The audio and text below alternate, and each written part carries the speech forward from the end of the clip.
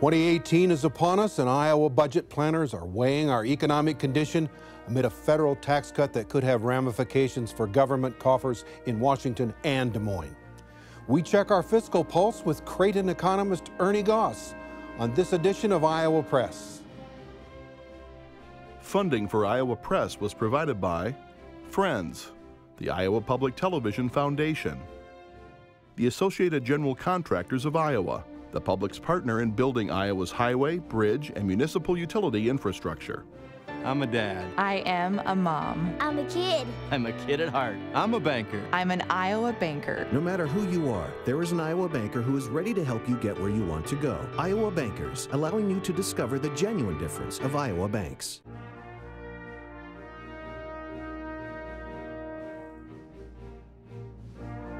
For decades, Iowa Press has brought you politicians and newsmakers from across Iowa and beyond. Now celebrating more than 40 years of broadcast excellence on statewide Iowa Public Television.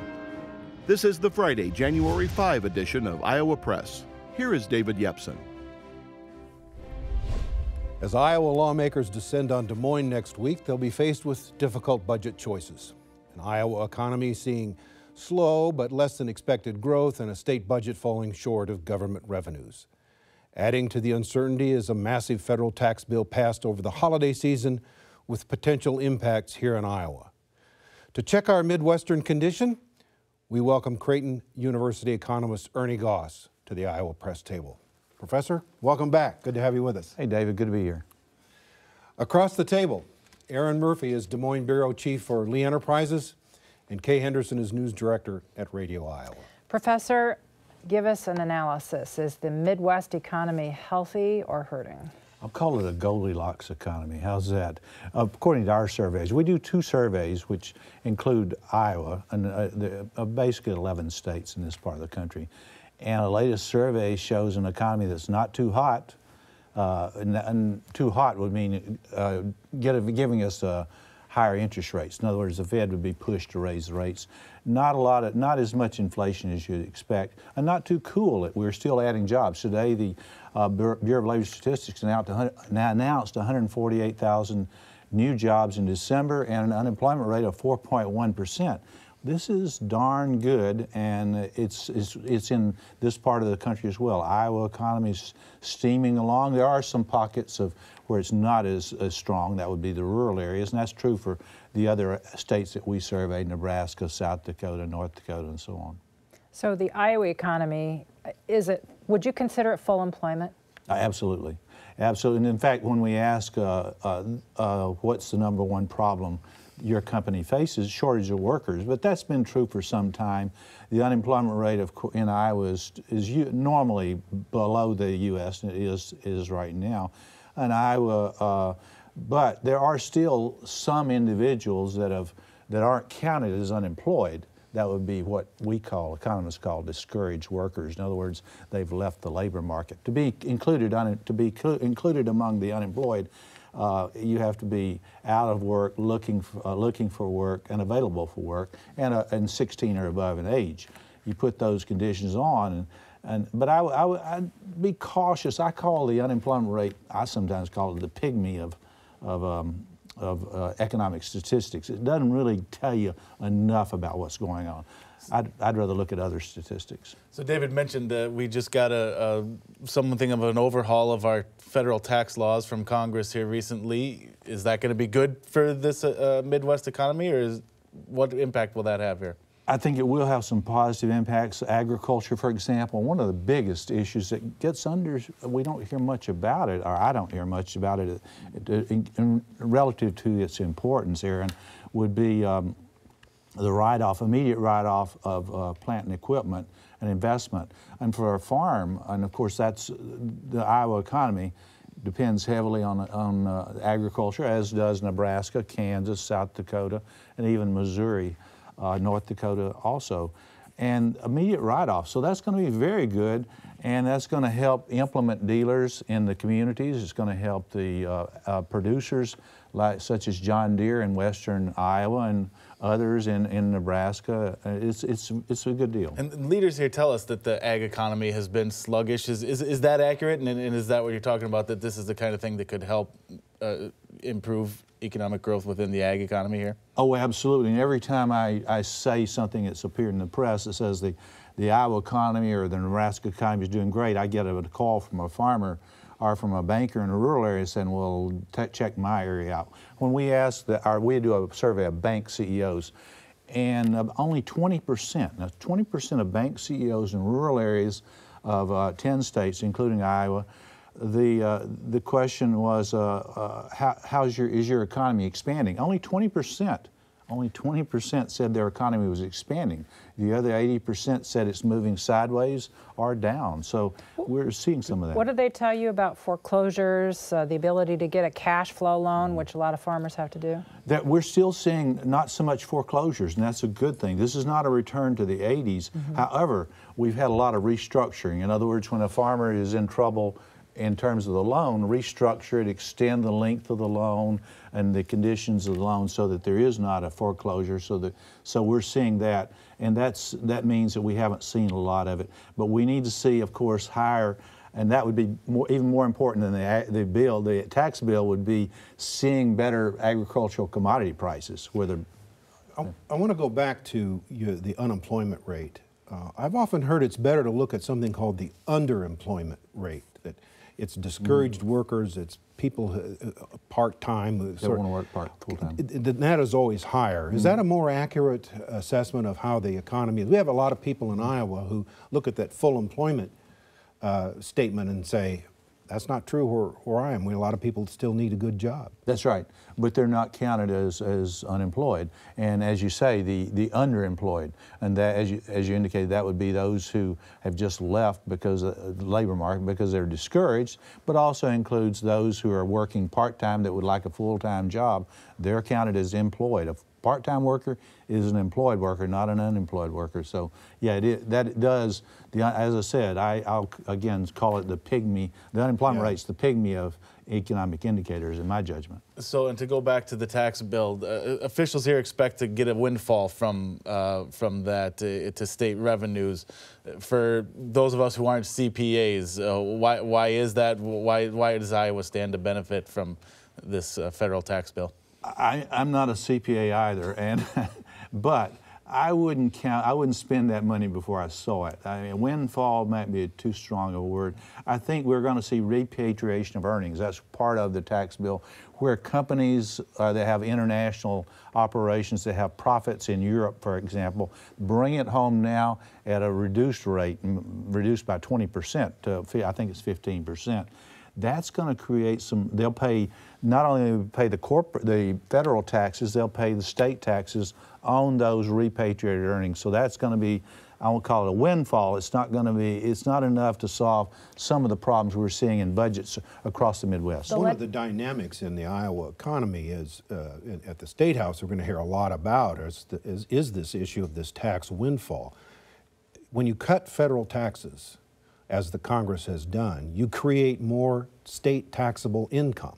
In other words, we have federal deductibility on our income tax. So the federal government's effectively saying to Iowa, you can tax more of this. You're saying we shouldn't spend that before?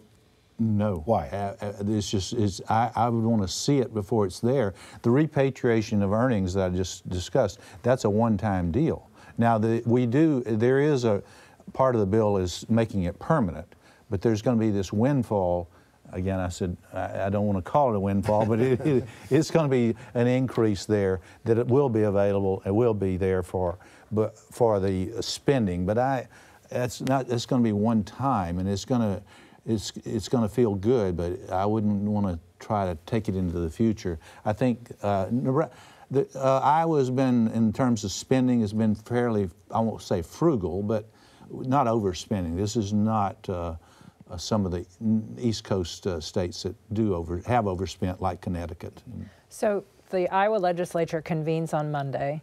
Republicans in the legislature are anxious to come up with a tax reform, tax cut, tax change package. If you were advising them, what would you tell them would be the one thing they could do in regards to tax policy to stimulate the state's economy? I think one thing you would, of course, you're moving, I think, away, more transparency. Now, that may sound simple. I mean, you're just like, what would that do? I think because of the deductibility of federal taxes, that makes it less transparent. I'd like to see more transparency so Iowans know exactly what they're paying for, and so, and that's, I mean, this is crazy idea, and it won't ever happen. But have you write a check for you? Have you write a check for your income taxes? The employer should. Why is the employer collecting the income taxes? Now that's never ever going to happen. But when you start writing those checks, when you see your tax bill, when you see your spending. So I would argue transparency, as much transparency as you can get. And it's not that Iowa is opaque, or certainly compared to some other states, but I'd like to see more transparency. Well, but don't politicians like that because you don't see it as often? They come and they've got it to spend earlier. Absolutely. That's true, David. Dr. Goss, what else, as an economist, what else are the things that create jobs? I mean, we talk about tax cuts, and there's a debate over that, but what are the other sort of investments or expenditures that government ought to be making, at least in Iowa, to improve our economy? Well, I'll take on the revenue side, and this is something that for economic development is trade. I mean, you've got, I mean, it really concerns an economist. We economists don't agree on many things, but we do, 99.9% of economists see trade as a real positive. We've now we see it sweeping the nation where it's a zero-sum game. If Mexico benefits, then we must be losing. Not true. We both benefit from NAFTA, and I just did a panel, economic panel in the Federal Reserve in Chicago, and the moderator said, and he's more in tune with what's going on than I am, he said he expected NAFTA to go away, and I'm like, are you kidding me? You're saying that. And NAFTA is very important to the state of Iowa. It's very important. We're talking about thousands of jobs in NAFTA, related to NAFTA. So what I would encourage is greater trade. Your officials are getting out there, but encouraging trade, encouraging, and also, and this is not very popular, again, economists, is immigration. There are men and women graduating from your institutions that we send them home. We've invested in them. I mean, they pay the full boat in terms of tuition, but there's a subsidy there. Let's encourage those individuals to stay in our country, and as I said, we have a labor shortages. I'm talking about legal migration. I'm not talking about illegal migration. But Professor, Americans elected someone who promised to get rid of NAFTA because it was a bad deal, and who actually withdrew from the Trans-Pacific Partnership. Where do you place your, I guess, optimism that trade deals will be sustained? Oh, I'm not. I'm less than optimistic, and if you look at down the many issues that President Trump has advanced, and I agree with some, disagree with others, but I hope this is a negotiating strategy. I hope he doesn't really believe this. If you want to reduce the trade deficit, if you wish to reduce the trade deficit, which is probably going to rise over the next 6 months and a year, if you want to reduce it, go into recession. A trade deficit, unfortunately, is a signal of an expanding economy. Now, there are two reasons for that. One is the value of during expanding economy, the value of the dollar goes up, and thus we see that suffering. Our exports suffer, okay, and our imports are encouraged by the value of the dollar.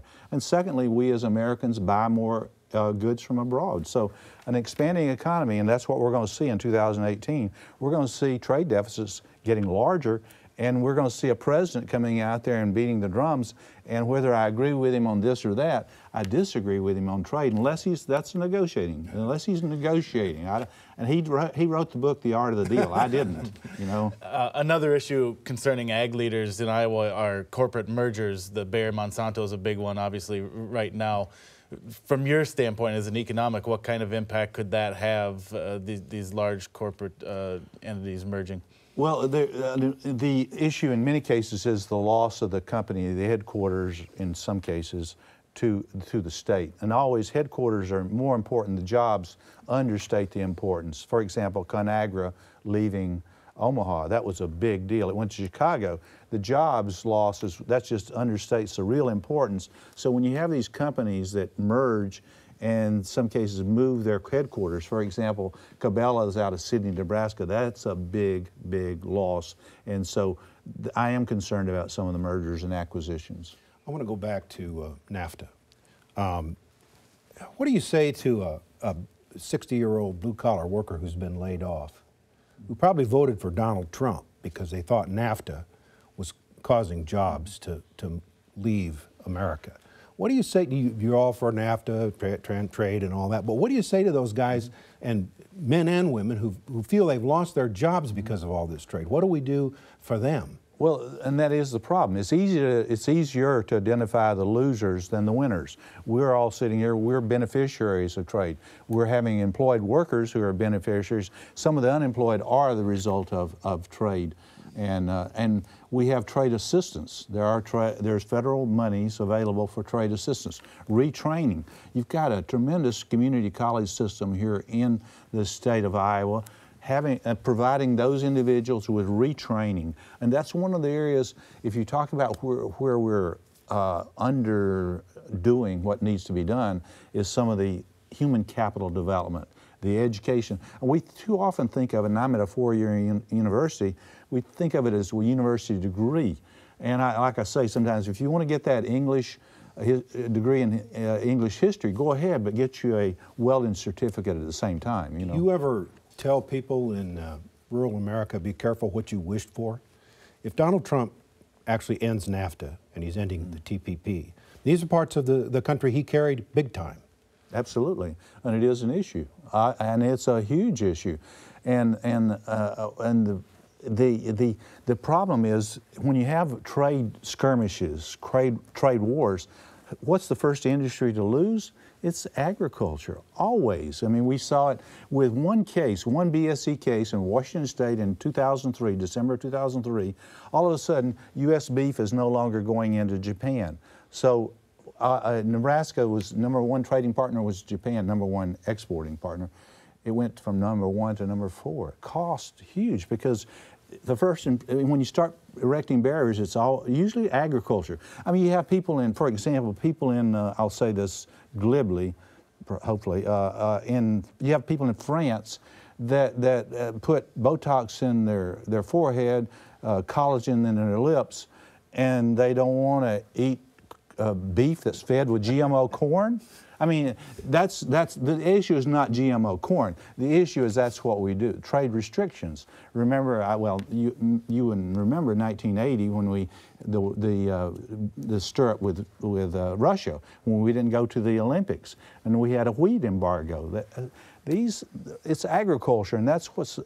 I mean, I don't mean to be so in terms of self-interest, but it's agriculture. And back to the person who's laid off in the factory. There may be some winners in the factory, but there'll be some losers in agricultural. There'll be some losers in the banking community in these rural areas as we lose agricultural income. Professor Goss, I wanted to shift gears a little bit to an issue that you're well versed on, have done some research on, and that's gambling. The Supreme Court is considering a case, NCAA versus Chris Christie in New Jersey, that could open up the legalization of sports gambling for other states, should they choose to do that. Is that something that Iowa should look into if it becomes an opportunity? Should we be able to place bets on sports here in Iowa casinos? Aaron, we see states and localities looking for easy money like marijuana taxation.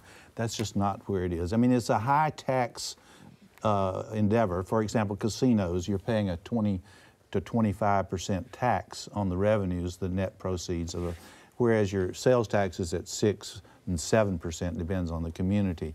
It's not where you need to go. I mean, the focus on the fundamentals. Iowa has very good fundamentals. Looking ahead, if you have to be bullish on the Iowa economy. I mean, we're eating corn today that's much like it was in 1776. We're going to still be eating corn, and not only that, the Chinese are going to be eating our corn, our beef, and so on. So the future looks very bright. So I would argue no on the turning to gambling it's just not, in my judgment, it offers something, it's illusory, it's just not there in my view. Well, and Cedar Rapids recently had another casino proposal rejected. Is that an indication, have we maybe in Iowa reached, has the pendulum swung far enough where the market is saturated, I guess, for lack of a better word? Oh, absolutely. In Iowa, when you open a new casino, to a large degree, it cannibalizes another casino, and the net increase for the state is just not there,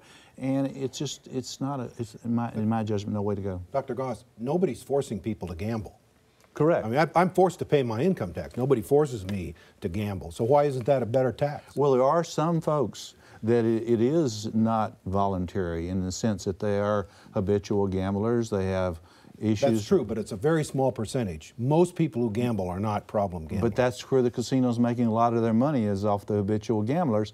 And what does it do to the social fabric of our communities? But I think the bigger issue is you're basing it off, in some cases, weakness, in some cases, as you say, on the human individuals. Let's go for what Iowa's strong in, the fundamentals, the education, the industries, the agriculture. And when I say agriculture, I'm not talking about, you don't have to be tilling the soil. You've got the Monsantos, the John Deeres, where there are tremendous opportunities for young men and women, and older men and women. We've only got a few minutes, okay? Iowa and Wisconsin are the only states in this region that have not raised the minimum wage above the national minimum wage. What are your thoughts on the impact of the minimum wage on salaries? It does have some impacts, but the problem that Iowa has had is raising it in cities, communities. If you're going to raise it, let's do it at the state level, because when you get into this communities doing it individually, then you have some significant impacts in terms of economic development. So I think I would encourage Iowa and other states to raise it there, but you are going to have some labor, you'll have some job losses, yes. Many of the arguments that Democrats at the legislature intend to make to counter Republican efforts to change Iowa's tax system will be, look at Kansas. Mm-hmm. As an economist, what do you see when you look at Kansas and the tax experiment they had there? It was done, the implementation was done poorly, and they did not focus on spending. In other words, you're continuing, you say, well, chop, and there was a lot of chopping going on there, and I think you need to do it in a more thoughtful manner, the cut, if you're going to cut, and they did cut. But also you have to understand that some of the spending's got to be cut, and it can't be done there. You're chopping an axe to the spending as well, and I do presentations in Kansas often, and that was not popular. So I didn't find anybody that was pleased with it. Is that the message then to State House Republicans? If you're going to reduce taxes, lose state revenue, there needs to be a corresponding spending decrease? That's correct, but do the cut also in a manner that's not just axing as Kansas did, where there were folks looking for revenues and laying off, in this case, teachers in the communities, and there were conservatives and liberals in Kansas. I'm sure some of yours saying, well, there were some pleased, but not many I met with. But Republicans say when you cut taxes, you actually collect more taxes. That's what they have argued happened in the 1990s when Iowa income taxes were cut by a Republican legislature, 10% across the board. The rate cut. Yeah, correct. In other words, you're saying cut the rate and the base grows so that the overall revenues grow. Right. And that is true in some cases, but I think that what we call a supply side bump, or that's just not usually going to happen. In other words, when we cut the rates, generally speaking, the collections from the taxes are reduced. And that's what happened in Kansas. There was not the supply side bump. And in this case, when you're at full employment, it's hard to get that supply side bump. Where are you going to get the workers? Why can China grow it at 3 times the rate of the U.S.? Well, they have more fuel for the fire. That would be the labor that can come into the market. We don't have it. Certainly in Iowa, we don't have it in other parts. We've got just about a minute left. We've been talking about tax cuts. Where should government, if anywhere, spend more? Is there anything you think of that the state ought to be spending more doing? I think certainly in terms of I would argue in terms of enhancing international competitiveness, making sure that Iowa products, for example, or New York products, or Nebraska products are getting their full view in China or wherever, spending in that regard, spending for economic development, but also focus on for example, the infrastructure that we talk about tax incentives. Well, tax infrastructure is something not only new companies that move in can enjoy it, but those of us who live in the communities enjoy the highways, the roads, the schools. And again, I think we've got to talk about community colleges. And at that, we're out of time. Oh, thanks. Thank you for being with us, Dr. Goss. I'm very happy to be here with you. And thank you for joining our latest edition of Iowa Press. We'll be back next week with special programming from the Iowa State House. Governor Reynolds' Condition of the State address live on IPTV's main channel Tuesday, January 9th at 10 a.m. with a rebroadcast at 7 p.m. that evening. Then on Iowa Press next week, we'll have State House leadership, Iowa Speaker of the House Linda Upmeyer, and Senate Minority Leader Janet Peterson. That's Iowa Press Friday night at 7:30 and Sunday at noon on our main IPTV channel with a rebroadcast on our .3 World channel Saturday morning at 8:30. For all of us here at Iowa Public Television, I'm David Yepsen, and thanks for joining us today.